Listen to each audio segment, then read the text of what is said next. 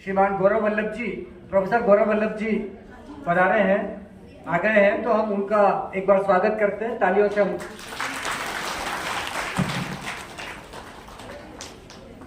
तो बहुत देर से हम बातचीत कर रहे हैं उदयपुर के आसपास के और उदयपुर के मुद्दे क्या है, क्योंकि आज ये जनसंवाद रखा है।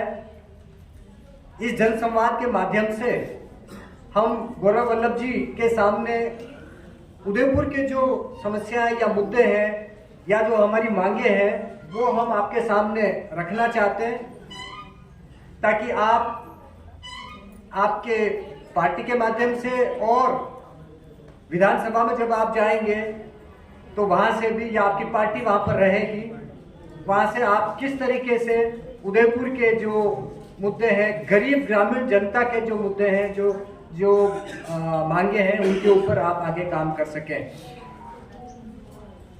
इस जनसंवाद के माध्यम से हम ये भी प्रयास कर रहे हैं कि जो मतदाता है, मतदाता केवल उम्मीदवारों की बात सुन के चले जाते हैं, पर उनकी बात उनके मन में रह जाती है। तो जो मतदाता साथी या उदयपुर के साथी, आसपास के साथी जो आए हैं, उनकी बात आप सुनेंगे और उसके ऊपर भी आप अपनी बात भी रखेंगे। और ये जो जनसंवाद है, ये जनसंवाद उदयपुर के कुछ जन संगठनों के द्वारा आयोजित किया गया है, जिसमें People's Union for Civil Liberties PUCL है, जंगल जमीन जन आंदोलन है, जो कि यहाँ के जो आदिवासी क्षेत्र के लोग हैं वो किस तरीके से, उदयपुर के जो आदिवासी क्षेत्र के लोग हैं जो जंगलों में रहते हैं, वे कैसे अपना जीवन जंगल से जला सके और अपना जीवन सुगम बना सके, जंगल में उनके जो अधिकार सुरक्षित हैं वो उनको प्राप्त कर सके, उसके ऊपर वो काम करते हैं। PUCL मानव अधिकार के लिए काम करता है। राजस्थान आदिवासी अधिकार मंच की ओर से भी ये आयोजन किया जा रहा है। तो राजस्थान आदिवासी अधिकार मंच जितने भी आदिवासी समूह संगठन हैं उनका एक फेडरेशन है, वो भी इस आयोजन में एक साथ में है।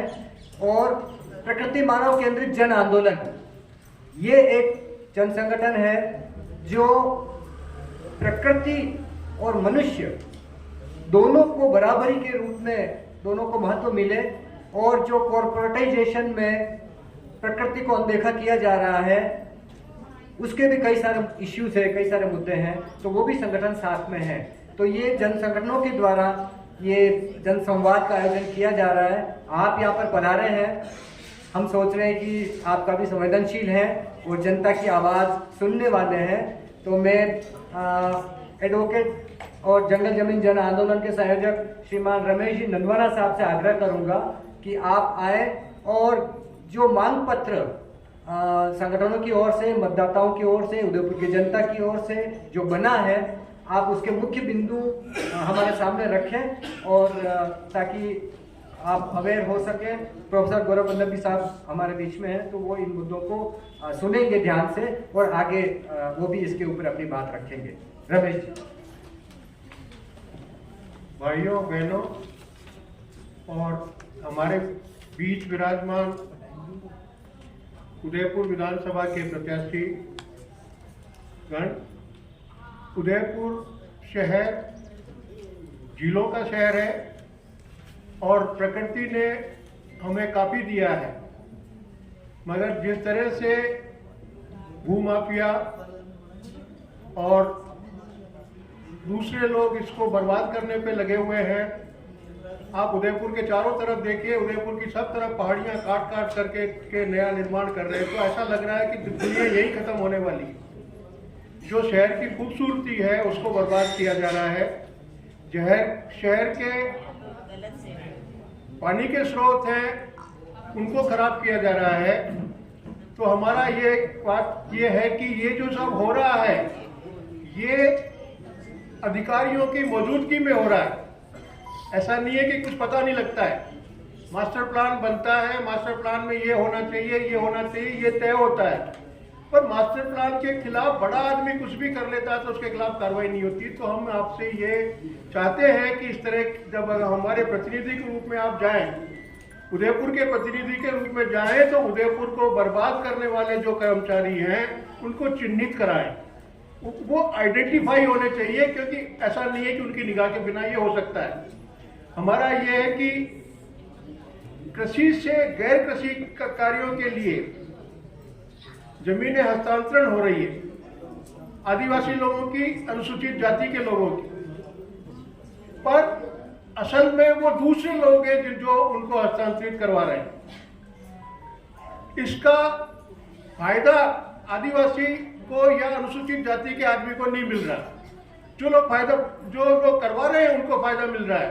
अब आप अगर एक आदमी के पास 5 बीघा, गरीब किसान के पास 5 बीघा जमीन है, 5 बीघा पूरी की पूरी अगर वो एक कृषि में परिवर्तित हो गई और वो बिक गई, उसके हाथ में कुछ भी नहीं बचा, तो उसके पास जीने का पूरा सहारा ही खत्म हो जाएगा। शहर में कच्ची बस्तियां हैं, कुछ कच्ची बस्तियां जंगलात की जमीन पर बनी हुई है।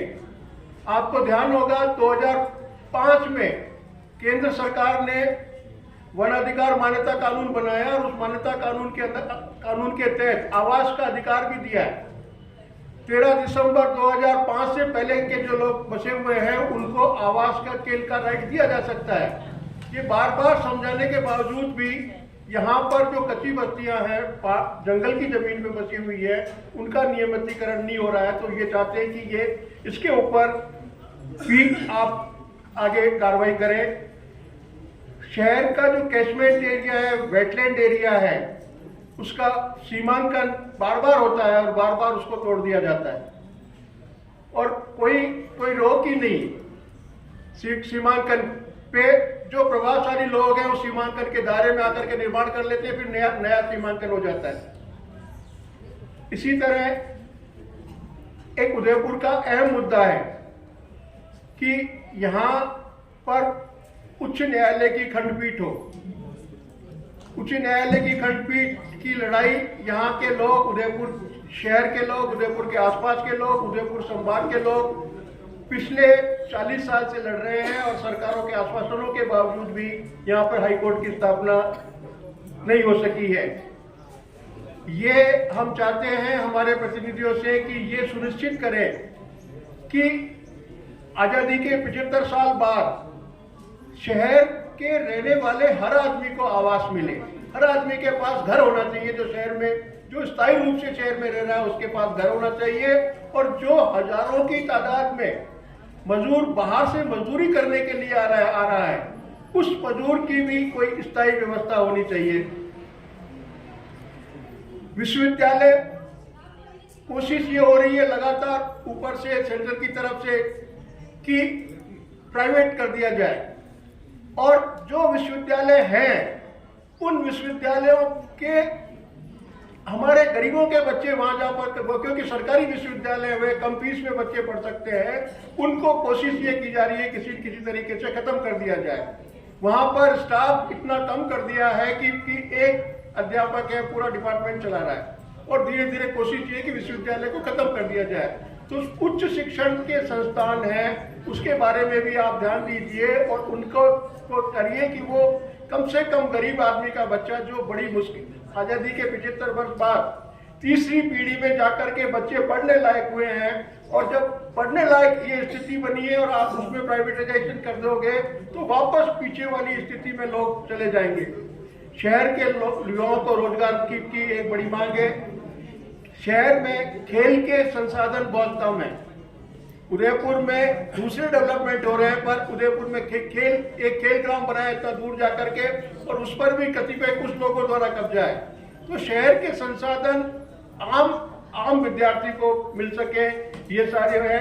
और एक बड़ी समस्या जिसकी लड़ाई आजादी के बाद से ही लड़ी गई थी, कर्जे की समस्या, सूदखोरी कर्जे की समस्या।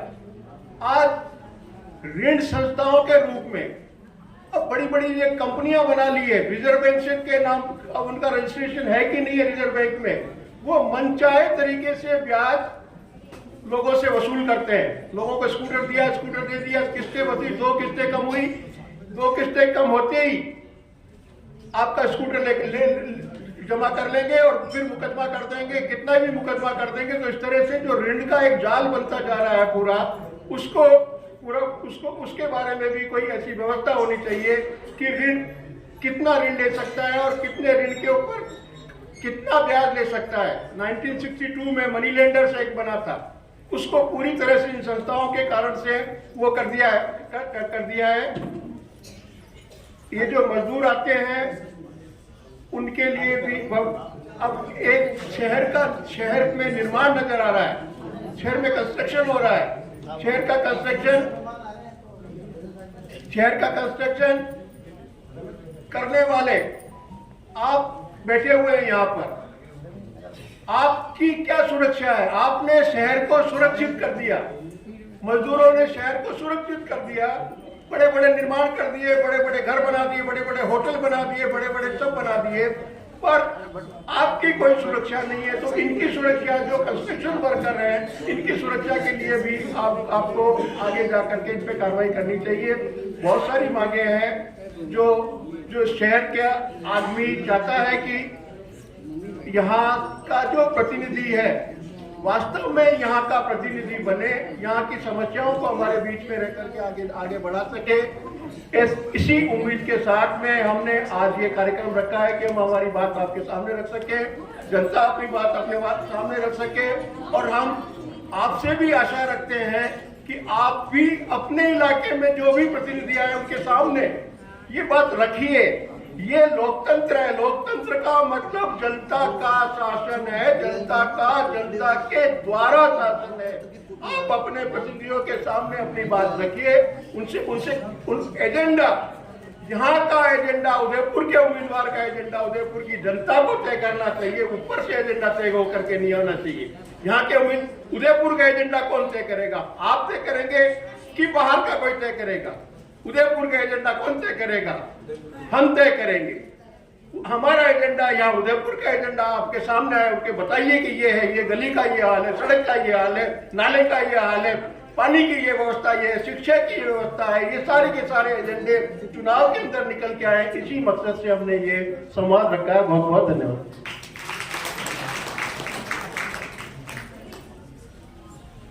धन्यवाद रमेश जी नंदवाना साहब। आपने उदयपुर और उदयपुर के आसपास के रहने वाले लोगों के जो मुद्दे हैं वो प्रोफेसर गौरव वल्लभ जी के सामने रखे हैं। अब मैं